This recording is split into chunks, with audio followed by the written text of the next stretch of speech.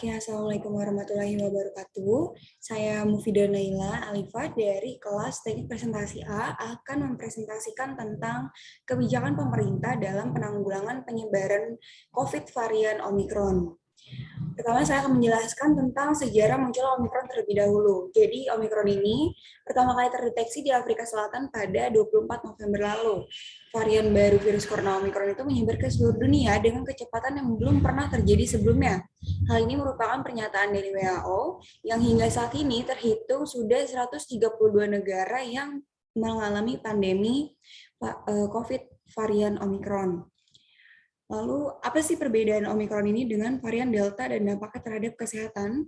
Jadi, analisis terhadap Omikron itu memunculkan temuan bahwa varian baru ini memiliki 50 mutasi, yang sebagian perbandingan, kalau dilihat dengan varian Delta itu hanya memiliki 7 mutasi.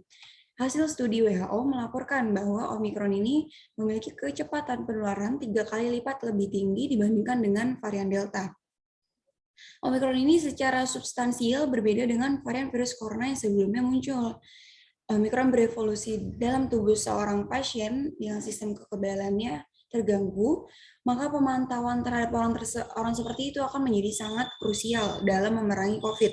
Contohnya adalah orang-orang yang memiliki riwayat penyakit HIV, kanker, dan penyakit-penyakit lainnya. Lalu posisi level keterjangkitan di Indonesia itu berdasarkan data terbaru menunjukkan kasus positif virus corona varian Omikron di Indonesia sudah 506, usai bertambah 92 per 10 Januari.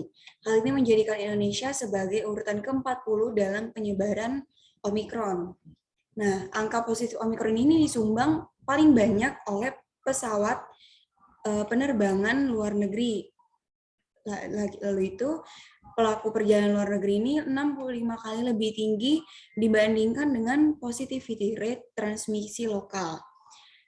Lalu selanjutnya kontradiksi kondisi saat Omikron mengancam libur Natal dan Tahun Baru mendapat relaksasi. Kementerian Kesehatan itu telah mendeteksi 2 pasien terkonfirmasi varian Omikron di tanah air pada 17 Desember 2021 lalu. Nah, yang pada akhirnya bertambah menjadi 3 melalui whole genome sequencing. Padahal baru saja pemerintah membatalkan penerapan PPKM level 3 selama periode Natal dan Tahun Baru 2022. Mengingat situasi pandemi COVID-19 pada saat itu, Indonesia sudah membaik gitu. Nah, lalu sempat terjadi kasus pasien COVID Omikron kabur dari Wisma Atlet. Jadi pasien ini melakukan karantina di Rumah Sakit Darurat COVID-19 Wisma Atlet Kemayoran, Jakarta Pusat. Namun dia sempat kabur dan sempat makan di restoran di kawasan Sudirman Central Business District atau SCBD.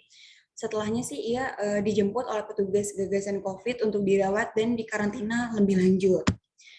Lalu apa sih kebijakan besar pemerintah dalam menanggulangi penyebaran?